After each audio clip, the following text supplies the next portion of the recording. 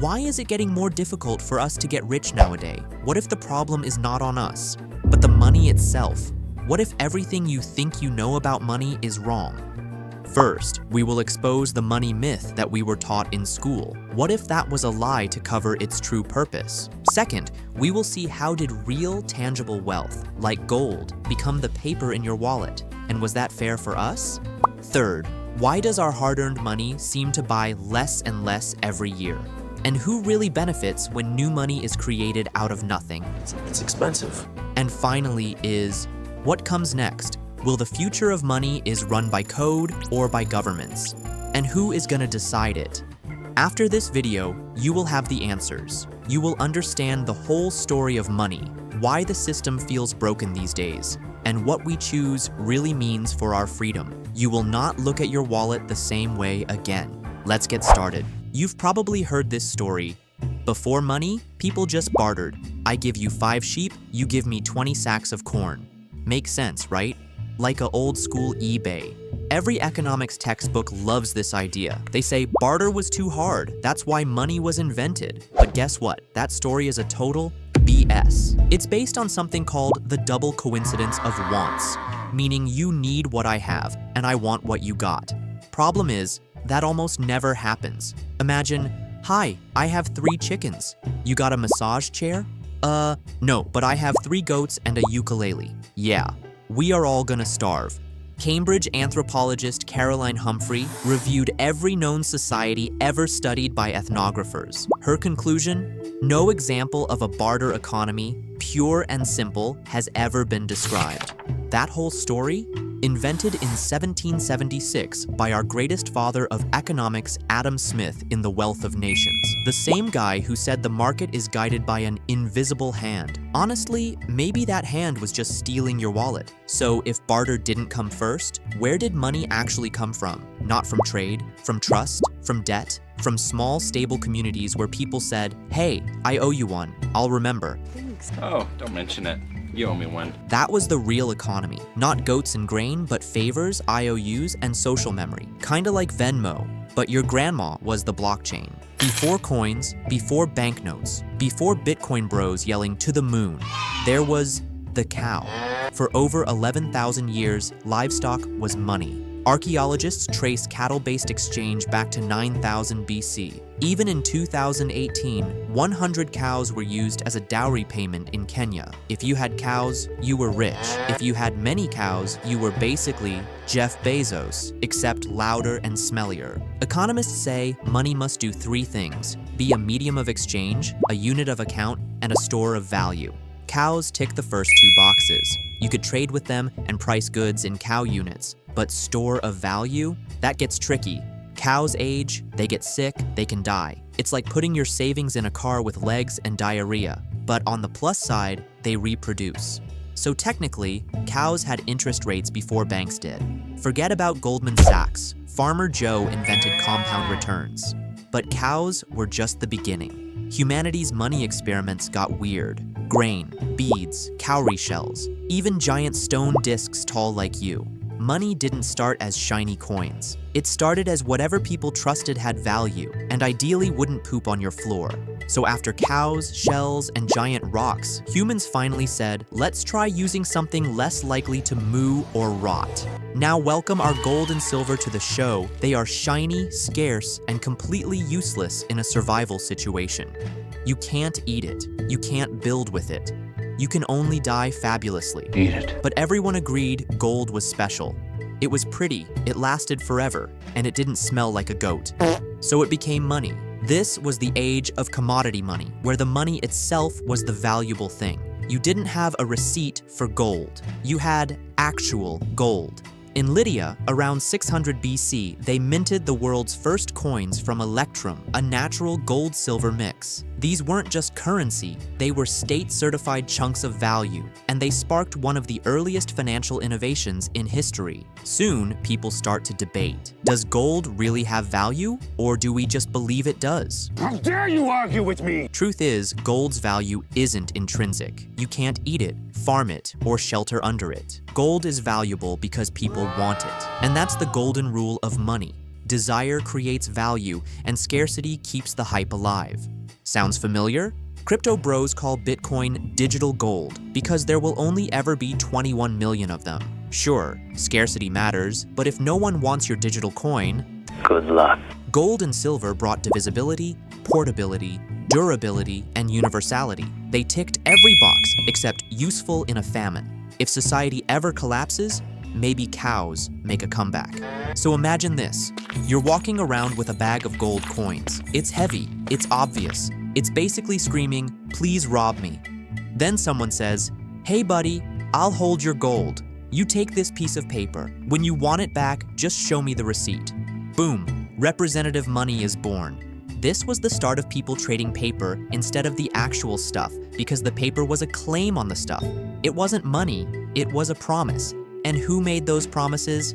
Usually goldsmiths, the original bankers, also known as men with vaults and increasingly flexible morals. These goldsmiths realized most of the time people wouldn't actually come back for their gold, so they started issuing more paper than the gold they have. And that's how banking began, out of trust and a little bit of audacity. If it works, you're a genius. If everyone comes at once, then congratulations, it's a bank run. The money to build, and then they're going to pay it back to you. Still, representative money was a big step forward. It made trade faster, lighter, and less dangerous. You could move value across towns, countries, even empires, all without dragging a tons of shiny rocks. In ancient Egypt under the Ptolemies, debts could be settled by transferring ownership of stored grain using warehouse receipts. Nothing need to move, just paperwork. Sound familiar? What? But here's the catch. Representative money only works if everyone trusts the representative. If the goldsmith says there's gold, but secretly spent it on a hot tub and dice nights, your receipt is just a fantasy. So now we had a system where paper was backed by gold, and the gold was backed by, hopefully not a hot tub. But what if one day someone says, forget the gold? The paper is the money now? That's the age of fiat, where the only thing backing your money is a government and a prayer. So, we had gold, then we had paper that said, hey, I promise there's gold. And now, well, now we just have paper that says, trust me, bro. What's up, bro? Welcome to the era of fiat money, not the car, the concept. Fiat comes from Latin. It means let it be done, as in let there be money, because I said so. Also, please pay your taxes. Fiat money is money because the government says it is. That's it. No gold, no silver, no cows, just paper, and their faces. So why does this work? Two big reasons. One, it's legal tender. You're legally required to accept it as payment. Two, you can use it to pay taxes. And if you don't pay taxes, let's just say the government starts sending you love letters with court dates. FBI, open up! In other words, money is backed by trust and consequences. People say, but fiat has no intrinsic value. You know what else doesn't? Concert tickets, Starbucks points, monkeys, NFTs. Value comes from usefulness. And fiat? It's useful because everyone uses it. It's the default payment language of society. You can buy groceries with it, you can pay rent with it, you can even trade it for weird digital coins at 3 a.m.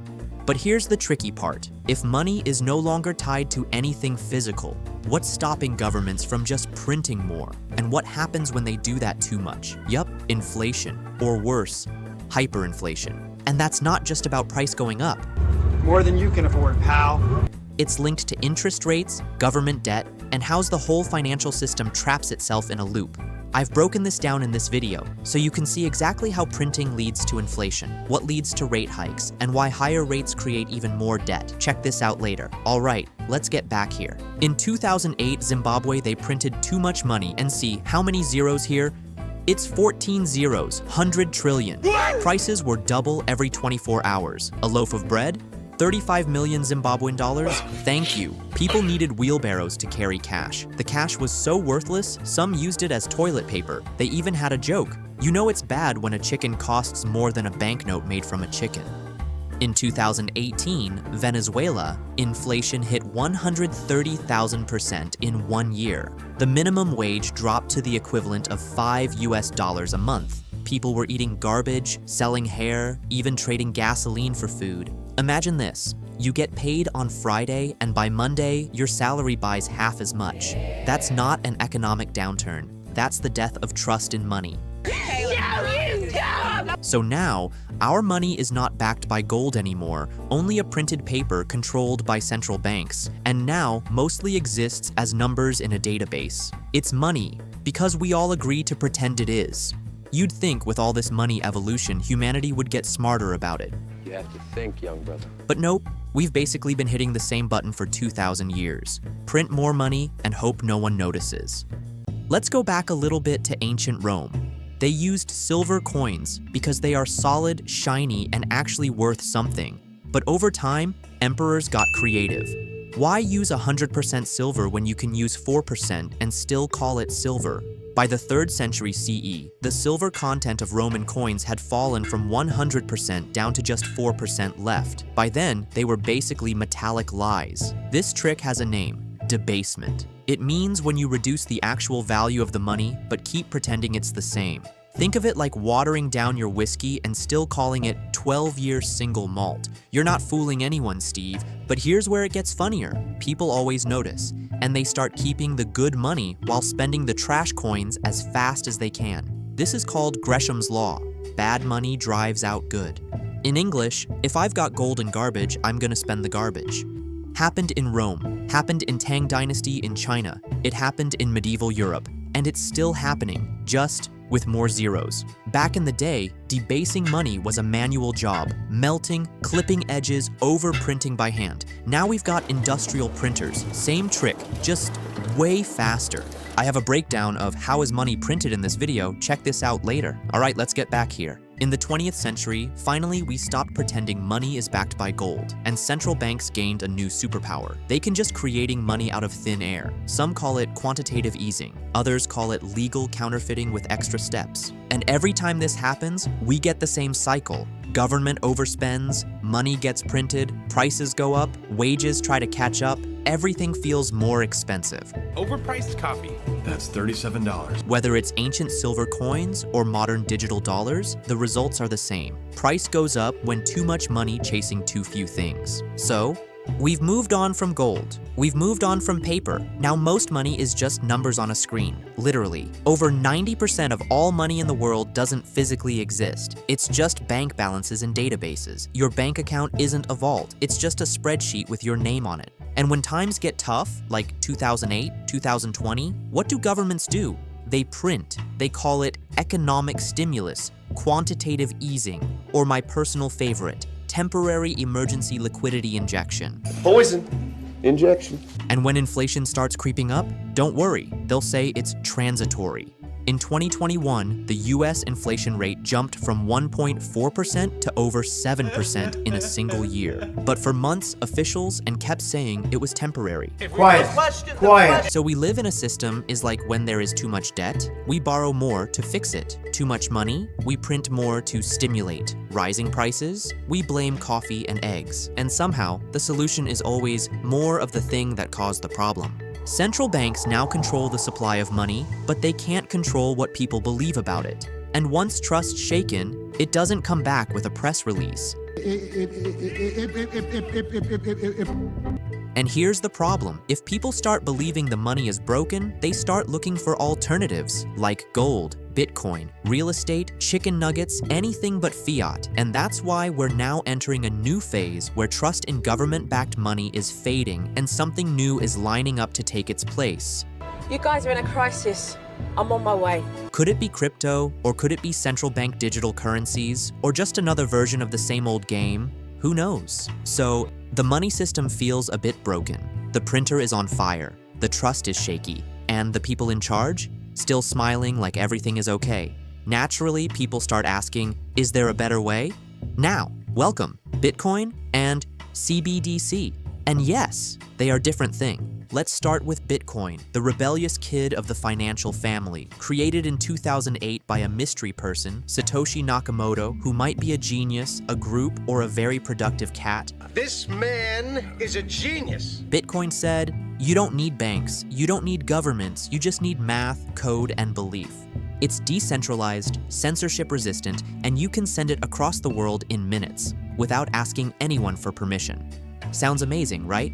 until you realize your grandma still can't figure out how to open a PDF. So forget about setting up a crypto wallet. And while Bitcoin promises freedom, it also brings volatility. It's the only store of value that gives you motion sickness. You don't spend it, you hodl it and pray to God. Meanwhile, on the other side of the ring, governments say, hey, we've got a cool new idea too. It's called a CBDC. A central bank digital currency is like a digital dollar, but with no cash, no coins, and no physical escape hatch. Every transaction goes through one centralized database. Guess who runs it? Yup, your favorite central bank. It's efficient, programmable, and trackable, and for some folks, it's downright terrifying. Because once your money lives on a government ledger, they don't just see it, they can control it. What you buy, where you spend, who you pay, and if they don't like it, they can switch it off. If you want to understand more about how government trick us to the CBDC and the relationship between COVID, check out this video. So now we've got two visions of the future. Bitcoin says, don't trust, verify. CBDCs say, trust us, we promise. One wants to take power away from governments. The other gives them more power than ever. And this is not just a tech debate, it's a philosophical showdown between freedom and control, between privacy and security, between self-sovereignty and scan this QR code to exist. Now, I want to hear from you. Will you choose CBDC or cryptocurrency? Leave your answer in the comment section down below. So now, what is money? Is it paper, metal, or some code on a server farm in a bunker? Money is a shared story. Money is money because people believe that is money. From cowrie shells to Roman silver coins, from gold to Bitcoin, every form of money only works when people accept the representative. Yes, that's correct, that's correct. But when that belief gone, so does the entire system.